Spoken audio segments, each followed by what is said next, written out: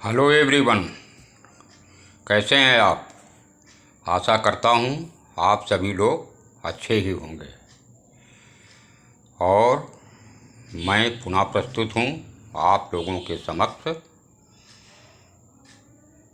आपको चर्चा में शामिल करने के लिए।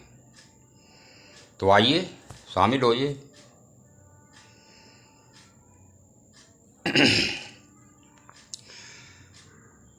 जन्म देने वाला पिता और यज्ञोपवीत कराने वाला ब्राह्मण, विद्या दान देने वाला अध्यापक, अन्न प्रदान करने वाला व्यक्ति और भय से मुक्ति दिलाने वाला व्यक्ति,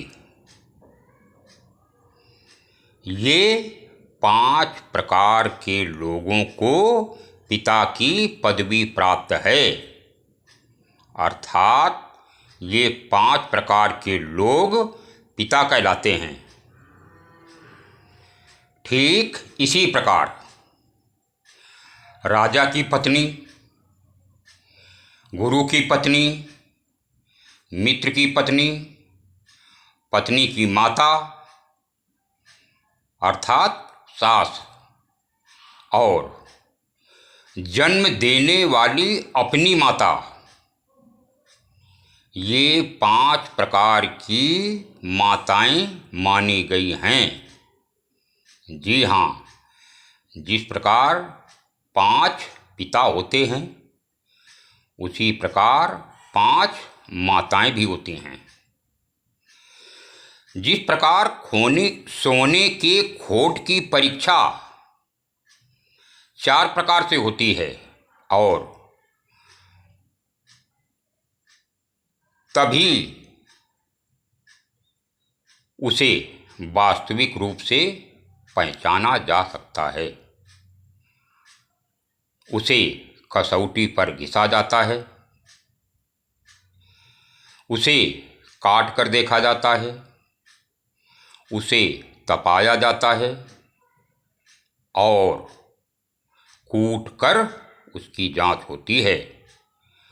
उसी प्रकार से मनुष्यों की भी जांच 4 प्रकार से ही होती है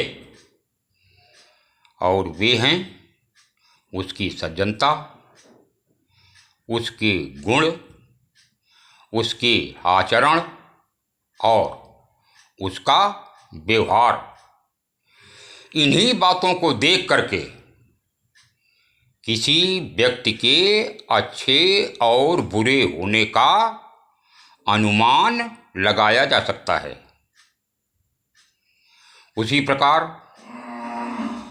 एक ही माता के पेट और एक ही नक्षत्र में उत्पन्न हुए बालक गुण, कर्म और स्वभाव से एक जैसे नहीं हो सकते हैं। उनमें अंतर होता है। कैसा अंतर? जैसे कि बेर वृक्ष के सभी फल एक जैसे नहीं होते हैं। बेर वृक्ष के सभी फल अलग अलग होते हैं तथा उनके कांटे भी एक जैसे नहीं होते हैं। कांटे भी उसके अलग अलग होते हैं। ठीक उसी प्रकार से उन बच्चों में भी अंतर होता है। मूर्ख लोग विद्वान लोगों से बैर रखते हैं। मूर्ख लोग विद्वान लोगों से बैर रखते हैं। दरिद्र और निर्धन लोग धनवानों को अपना शत्रु समझते हैं। वेश्याएं कुलीन स्त्रियों से द्वेष भाव रखती हैं। विधवा स्त्रियां सुहागिन औरतों को अपना शत्रु समझती हैं। विद्या की प्राप्ति निरंतर अभ्यास से ही होती है, अर्थात अभ्यास से ही विद्या को प्राप्त किया जा सकता है।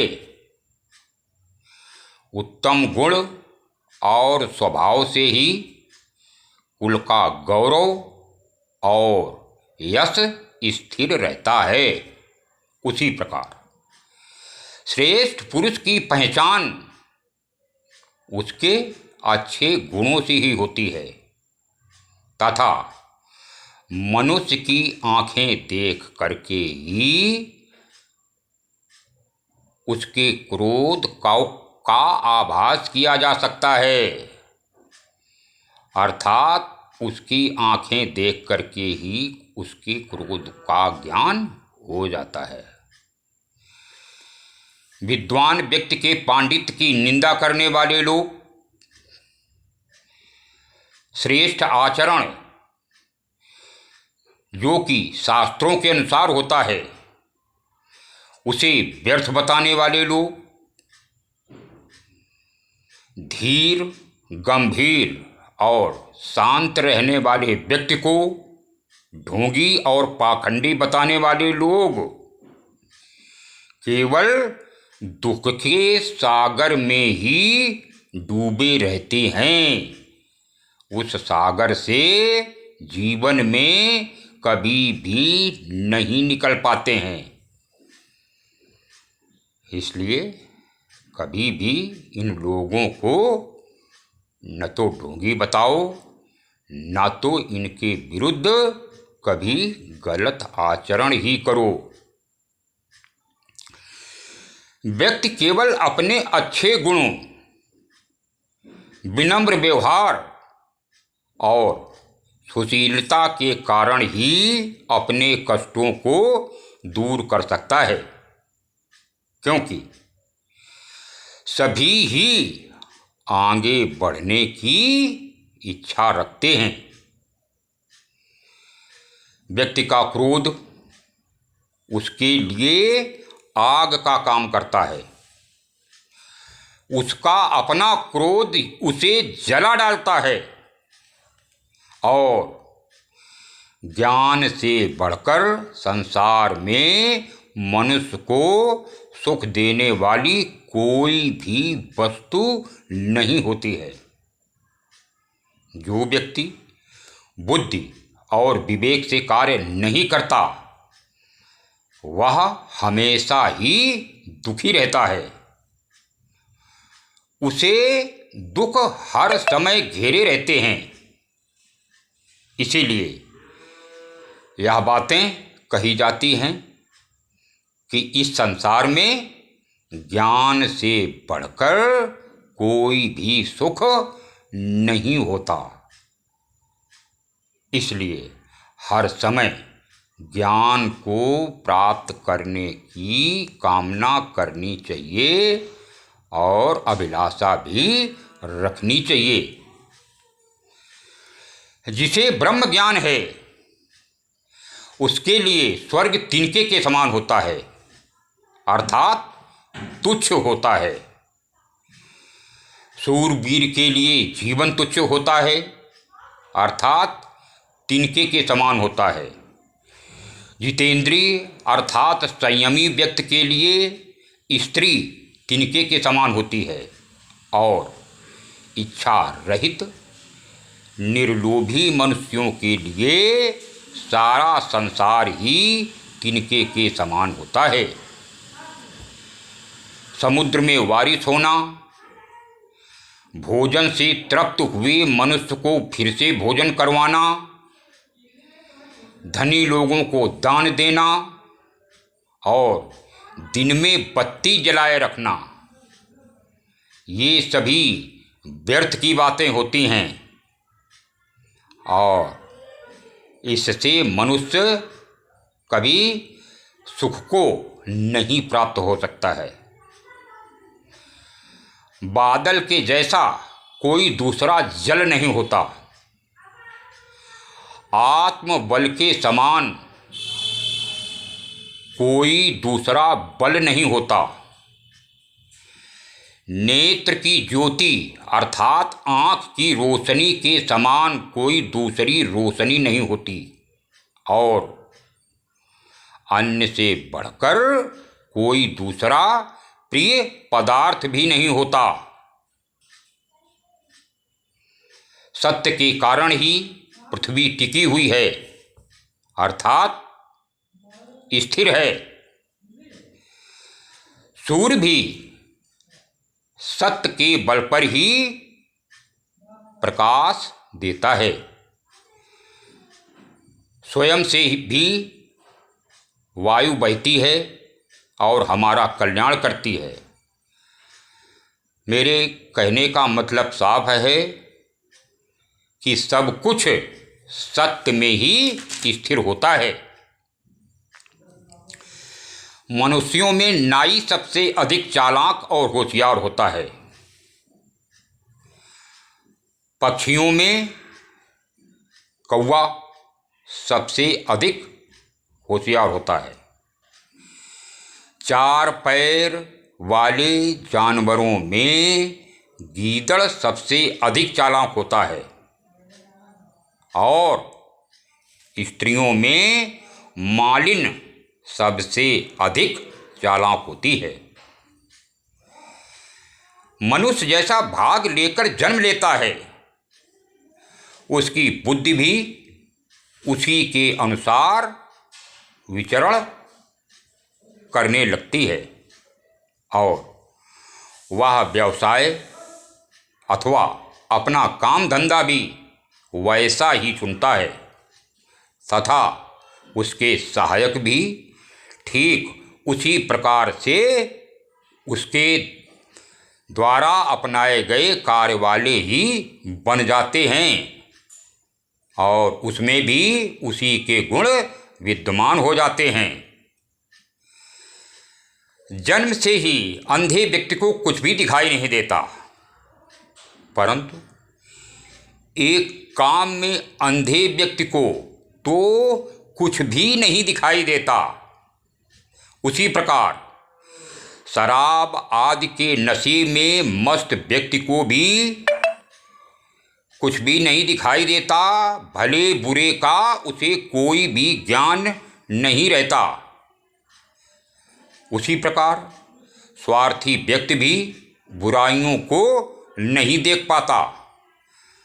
उसके मन में केवल और केवल अपना ही स्वार्थ सिद्ध करने की बात होती है। एक राजा को राष्ट्र के पापों से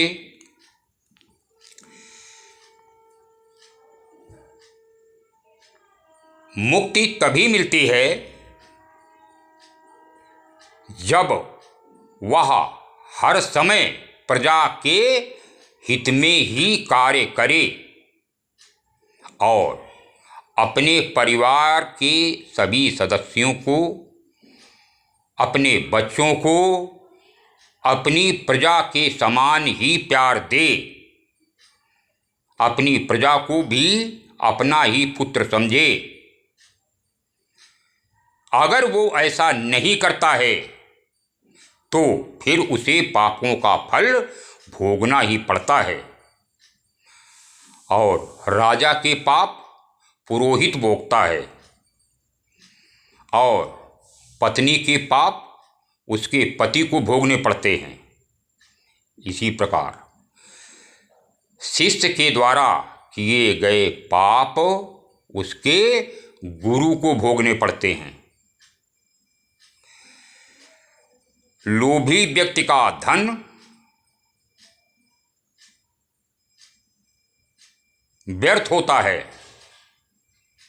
क्योंकि वह कभी भी अपने धन का सही उपयोग लोभ के कारण कर ही नहीं सकता है। ऐसे व्यक्ति का उपयोग दूसरे लोग ही सही तरीके से करते हैं।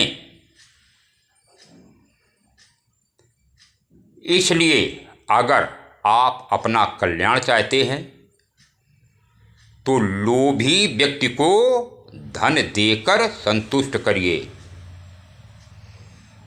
अभिमानी व्यक्ति को हाथ जोड़कर संतुष्ट करिए। मूर्ख व्यक्ति को उसकी इच्छा के अनुसार कार्य करके संतुष्ट रखिए और विद्वान व्यक्ति को सच्ची बात बताकर वश में करने का हमेशा मनुष्य को प्रयत्न करना चाहिए। विद्या से विहीन व्यक्ति का जीवन कुत्ते की उस पूंछ के समान होता है जिसके द्वारा ना तो वह अपने शरीर के गुप्त भागों को ही ढक सकता है और न ही वह काटने वाले मच्छरों आदि को ही भगा सकता है। ब्राह्मण भोजन से तृप्त हो जाता है। मोर बादलों के गरजने पर प्रसन्न होता है और सज्जन आदमी दूसरों को संपन्न और सुखी देखकर प्रसन्न होता है और इसके विपरीत दुष्ट आदमी को दूसरे को विपत्ति में पड़ा हुआ देख करके ही प्रसन्नता मिलती है। मनुष्य को अत्यंत सरल और सीधा भी नहीं होना चाहिए। अगर वह ऐसा रहेगा तो सभी लोग उसे दुर्बल मानने लगते हैं और हर समय उसे कष्ट देने का प्रयत्न ही करते रहते हैं। ठीक उसी प्रकार जैसे कि जंगल में सीधे पेड़ तो काट दिए जाते हैं और टेढ़े मेढ़े वृक्षों को कोई भी कभी भी हाथ भी नहीं लगाता है। तो मित्रों, ये अच्छी अच्छी बातें जो आपको बताई हैं आप लोग दूसरों को भी पहुंचाना, इसलिए चैनल को शेयर कर देना, सब्सक्राइब कर देना, लाइक करना। अब मिलता हूँ अगले वीडियो में। तब तक के लिए राम राम, सलाम, सत श्री अकाल, धन्यवाद।